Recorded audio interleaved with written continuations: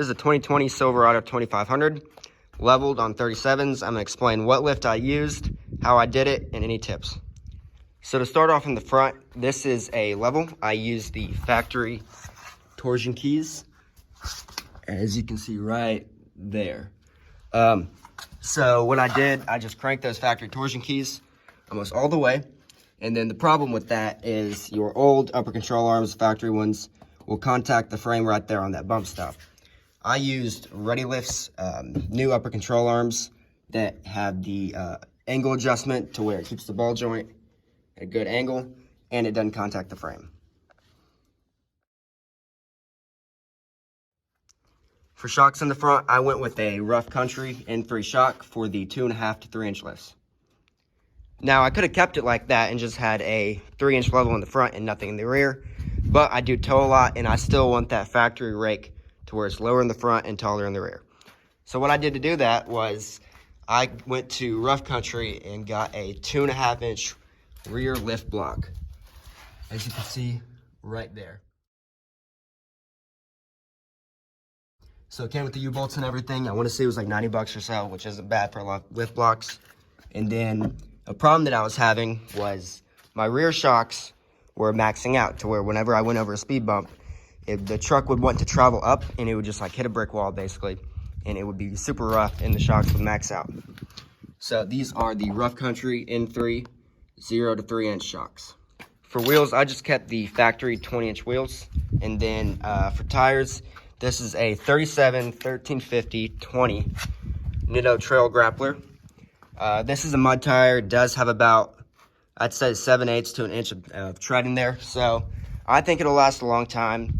They are super quiet for mud tires, which I love. One thing I will note, they do not do good in sand at all. But I mean, that's what I expected. It's a mud tire, not meant for sand. And then speaking on wheels and tires, I also did a Rough Country 2-inch wheel spacer. So that's the stance right there in the front. The front sits a little bit more in because whenever you level these trucks, it swings the upper control arm in and the lower control arm. So the front will sit a little bit narrower. But I really wanted that stability, even if something like a level or a 3-inch kit. I really wanted that stability, especially for towing and the 100-gallon transfer tank, because that's a lot of weight, pretty up high. So I just wanted that extra stability. One thing to note, if you are towing a lot, I would not recommend running wheel spacers because they push your wheels farther out and then that creates more leverage on the rear axle. In terms of rubbing, it was very bad at the beginning. As you've probably seen, the mud flaps hang down to about there, which just wasn't going to work with these 37s, especially with the width and the spacers. And I didn't go the full 3. I went about 2.5 in the front. I did have to cut quite a bit out right there, and then that much on the front.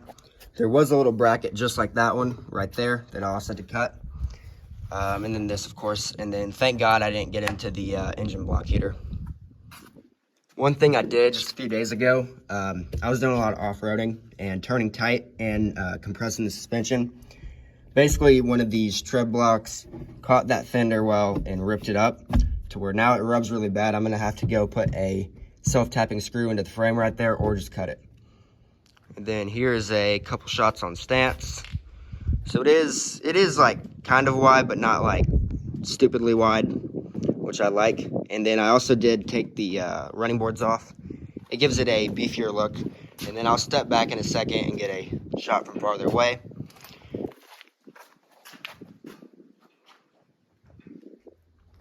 One thing that I need to do is add a steering stabilizer under here.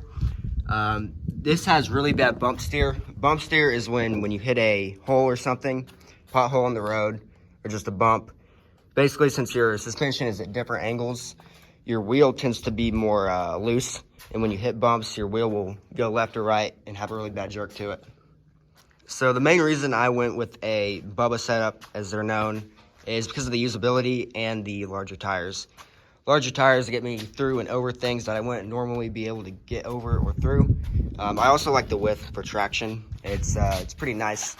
And then I just wanted to sit up a little bit higher for flooding, things of that nature. And I can still tow. That's one of the biggest things I was concerned with, because with a lot of lifts and stuff, it basically cuts your towing capacity in half, if not more. This is the least minimal lift you can do, basically. Because it didn't change any major suspension components like cross members or cutting on it or anything like that. So here's another shot of it without running boards. I think it gives it a much more aggressive look. Not a whole lot more of ground clearance because you still have some frame members right there, but definitely more if you're going over some larger objects like rocks or whatever near the side. In terms of a height difference, so we did a 2.5-inch lift, and then I went from 34s to 37s, which that would sit 1.5 inches taller because half of the diameter is 1.5 inches. So 2.5 was 1.5, so it sits about 4 inches taller or so. You kind of get used to getting into it. It's not much big of a difference getting in. Tailgate, it can be annoying to get larger and heavier objects up there though. So as you can see, the 3-inch lift on 37s gives it a much more aggressive look without being a basically unusable truck. Still remains the just the usability of it while getting a pretty good sized lift and some pretty beefy tires on it. So that's another look at the stance right there. Here's another shot for the stance of the truck. So you can see behind it and the sides just like that.